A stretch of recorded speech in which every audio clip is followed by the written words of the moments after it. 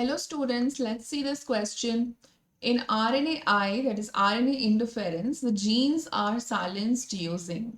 So इनमें से कौन से की मदद से RNA interference में जीन को साइलेंस किया जाता है? Double standard RNA, single standard DNA, single standard RNA या फिर डबल स्टैंडर्ड DNA. ठीक है. So first let's try to understand what is RNAi, that is RNA interference क्या है, why are we doing this? So interference, so basically RNA, आपको पता है कि डीएनए से आरएनए बनता है, एमआरएनए, एमआरएनए से हमारा प्रोटीन बनता है. इसको कहते हैं ट्रांसक्रिप्शन और इसको कहते हैं ट्रांसलेशन, है ना. डीएनए से आरएनए, आरएनए से प्रोटीन. अब अगर हम चाहते हैं कि प्रोटीन ना बने, ठीक है, अगर हम चाहते हैं कि इस प्रोटीन को हम ना बनने दें, तो what we can do, we can create a strand which is complementary to our RNA so that it binds with the strand, and अगर वो बाइंड कर जाएगा तो राइबोसोम जुड़ नहीं पाएगा आरएनए के ऊपर और प्रोटीन बन नहीं पाएगा. तो इस तरीके से हम आरएनए आरएनए इंटरफेरेंस कर सकते हैं, यानी कि आरएनए इसकी जीन साइलेंसिंग कर सकते हैं कि हमारा प्रोटीन ना बने. ठीक है, तो हमने क्या करना है, हमने कॉम्प्लीमेंट्री इसका स्ट्रैंड बना के लगाना है. अब देखो आरएनए है तो ऑब्वियस सी बात है कि जो कॉम्प्लीमेंट्री स्ट्रैंड यहाँ पे बाइंड करेगा वो आरएनए का ही होगा.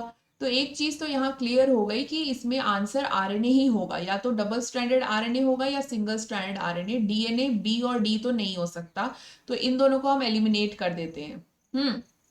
अब देखो इसमें क्या होता है ना कि डबल स्ट्रैंड आरएनए होगा कि सिंगल स्ट्रैंड आरएनए. तो आरएनए इंटरफेरेंस का थोड़ा सा टेक्निक हम देख लेते हैं. तो यूजुअली हम जो डबल स्ट्रैंडेड आरएनए यूज करते हैं ना, आरएनए इंटरफेरेंस एक ऑलरेडी प्रेजेंट होता है यूकेरियोटिक सेल्स में एज अ डिफेंस मैकेनिज्म, और इसको इनिशिएट हो सकता है ये अगर इसमें डबल स्टैंडर्ड आरएनए जाए.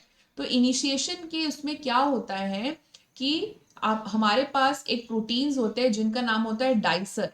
तो ये डाइसर क्या करते हैं, ये डबल स्ट्रैंडेड आरएनए को छोटे छोटे टुकड़ों में काट देंगे जिनको बोलते हैं माइक्रो आरएनए, और उसके बाद ये माइक्रो आरएनए बाइंड कर जाएंगे आर्गोनॉट प्रोटीन्स के साथ. ओके, आर्गोनॉट प्रोटीन्स के साथ. And the function of these argonaute protein is to make the double standard RNA into single standard RNA. तो ये आर्गोनॉट प्रोटीन्स जो डबल स्टैंडर्ड आरएनए होंगे उनको सिंगल स्टैंडर्ड आरएनए में तब्दील कर देंगे. और ये सिंगल स्टैंड आरएनए कौन सा आरएनए है, ये वही आरएनए है which will go and bind to the complementary RNA of the जो हमने सेड ऑर्गेनिज्म लिया हुआ है. ठीक है, तो इस तरीके से आरएनए इंटरफेरेंस में जीन की साइलेंसिंग होती है. So the correct answer here would be double standard RNA. और ये आपका एनसीईआरटी में भी दिया हुआ है, जैसे कि आप यहाँ पे देख सकते हो. ये आपके एनसीईआरटी की 200 पेज नंबर 209 में ये मेंशन किया हुआ है that this method involves the silencing of a specific mRNA due to a complementary double-stranded RNA molecule that binds to and prevents the translation of the mRNA silencer. Okay, so the correct option is option number A. Hope that is clear. All the best.